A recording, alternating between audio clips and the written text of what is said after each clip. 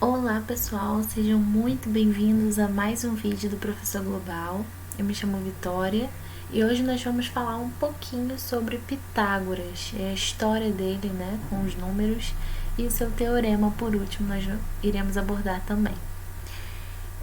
Bom, Pitágoras, ou Pitágoras de Samos, né, que era o nome dele completo, foi um dos grandes filósofos pré-socráticos e matemáticos, né, da Grécia Antiga. Segundo ele, gente, tudo é número. É uma frase, né, que indica uma explicação para a realidade de tudo que existe no mundo. Praticamente é isso.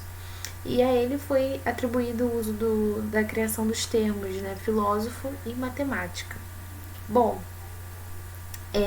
Pitágoras ele nasceu na ilha grega de Samos, né, na costa jônica, em 570 a.C. Ele estudou matemática, astronomia, música, literatura, filosofia na sua cidade natal, enfim. Ele foi orientado também na cidade grega, né, por um dos maiores filósofos pré-socráticos da época, que era Tales de Mileto. E ele tinha algumas ideias, né, revolucionárias. E ele começou a ser perseguido depois que ele teve essas ideias. E nesse momento ele se mudou, né, uma região lá da Grécia. E foi ali que ele fundou uma escola de caráter místico, filosófico, que ficou conhecida como Escola Pitagórica. E aí ele foi perseguido novamente, né, enfim, deixando esse lugar e partindo para o Egito, onde, ao observar as pirâmides do Egito, criou o Teorema de Pitágoras. Olha que interessante.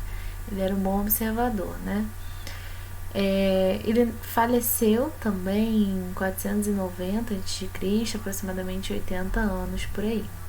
Então, basicamente, é um resumo da história dele ao chegar para chegar na ideia da pirâmide, né? Então, assim, segundo ele, gente, os números eles são a base da vida na Terra. Né? A partir dessa premissa surge esse chamado pitagorismo, ou escola pitagórica, como eu falei, sendo os pitagóricos seus seguidores. Então, assim, destacam-se vários seguidores dele da época, né?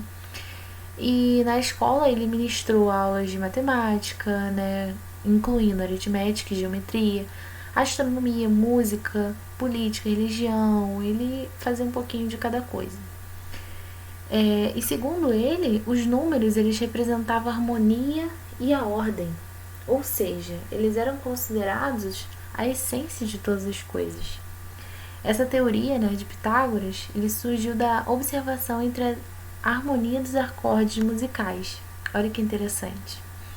Então, os pitagóricos acreditavam que essa concepção não era meramente matemática, mas também mística e espiritual. Né? Eles meio que misturavam as questões, né? O que hoje a gente não vê muito essa mistura, mas antigamente era comum. Então, nesse sentido, eles desenvolveram uma concepção espiritual da existência humana, onde a alma ela era libertada do corpo após a morte, basicamente isso. Ou seja, eles acreditavam na reencarnação e no desenvolvimento das virtudes humanas, enquanto a alma estava aprisionada no corpo durante a vida. E como resultado, né, os homens eles poderiam reencarnar numa forma de existência mais elevada, né, enfim, conforme as virtudes conquistadas durante a trajetória humana, trajetória terrena, né? E é isso que eles basicamente eles acreditavam. Então, assim, além do famoso Teorema de Pitágoras, os pitagóricos descobriram os números figurados e os números perfeitos. Né? Na área de astronomia, Pitágoras também avançou com questões sobre a esfericidade do planeta Terra e o deslocamento dos astros, né? Utilizando conceitos matemáticos. Essa teoria, inclusive baseada num cosmo harmônico, ela ficou conhecida como Teoria da Harmonia das Esferas.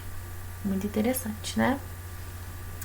E a partir daí, como eu disse, né, quando Pitágoras estava no Egito, ele ficou observando as pirâmides do Egito. Embora as relações métricas do triângulo retângulo já fossem conhecidas, pelos babilônicos, que viveram muito antes de Pitágoras, acredita-se que a primeira demonstração desse teorema se aplicava a qualquer triângulo retângulo tenha sido feito por Pitágoras. Acreditava que isso veio de Pitágoras. E o Teorema de Pitágoras é um teorema muito conhecido, um dos mais conhecidos, importante e muito utilizado na matemática. E ele é imprescindível na resolução dos problemas da geometria analítica, da geometria plana, espacial, trigonometria, enfim. E a sociedade pitagórica, gente, ela contribuiu muito para a matemática, não só com o Teorema de Pitágoras, mas com a descoberta dos números irracionais, com a propriedade dos números inteiros, com MMC, MDC, enfim. E aí está o mais conhecido Teorema de Pitágoras, que diz o seguinte, que a soma dos quadrados de seus catetos corresponde ao quadrado de sua hipotenusa. E aí nós temos basicamente um desenho de um triângulo retângulo demonstrando quem são os catetos e quem é a hipotenusa. Bom, nós vamos ver mais sobre isso no próximo vídeo. E eu espero que vocês tenham gostado dessa história até aqui. No próximo vídeo nós vamos falar um pouquinho sobre esse teorema, como ele é feito e trazer alguns exemplos para vocês também, tá bom? Fiquem com Deus e até o próximo vídeo.